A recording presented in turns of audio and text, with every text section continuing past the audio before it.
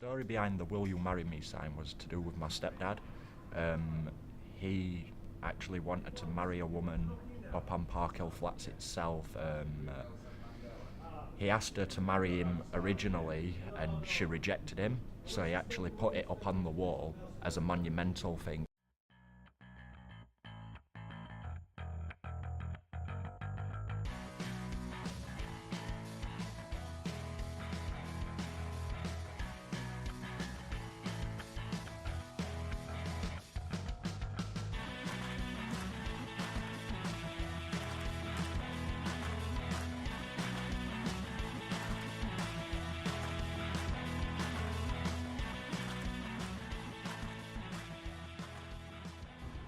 Well, Park Hill, I grew up when Park Hill was more or less just first built, so I've seen it go through many different stages, you know.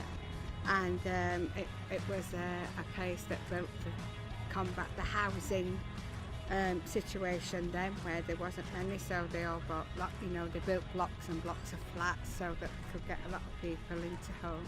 They had their own sort of community as well, and they had their own shops underneath and pubs and everything, so it was a bit like a village of its own in a way. And as I say, they were very popular, and then as years went by, they got a bit run down and thingy, and then a lot of families moved out. I'd seen that on numerous occasions when I come past and looked up and thought, oh, I wonder how on earth someone got up there to write that, you know.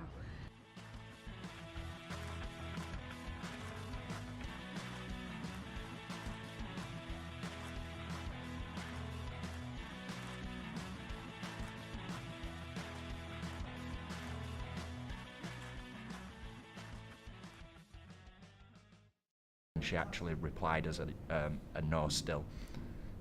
So really, it was a waste of time for him doing it, but it was a monumental thing why he did it, because he actually absolutely loved this woman and he wanted her and nobody else, and he wanted to do anything he could to prove how much he loved somebody, so he risked his own life to put a symbol up to explain how much he loved somebody.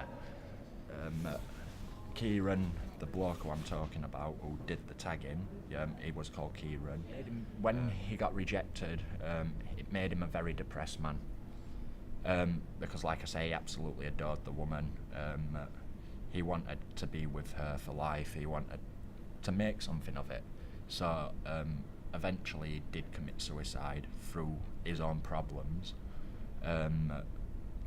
But it was one of those things, it wasn't because of the "will you marry me," it was because his grandma had died at 101 years old, plus other problems as well, and he kept blaming himself for everything that happened. It was actually my mum that told me the story behind it, because I was only young when I lived on Park Hill myself.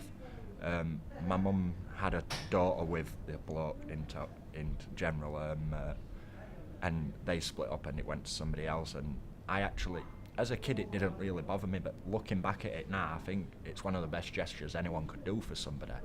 Like, to do something and risk your own life just to try and get someone to marry you, that must mean a lot to somebody.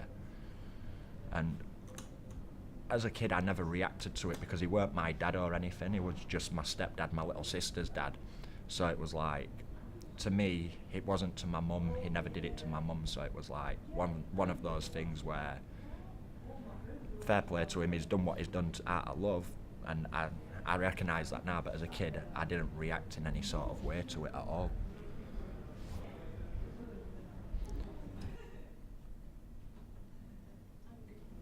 He passed away a few years ago, so as far as I'm aware, there's been no royalties to it. It's just like a monumental thing of Sheffield now. A lot of people tend to recognise it, and that's why it's been highlighted over, because it was only spray paint originally. Now they've illuminated it up as I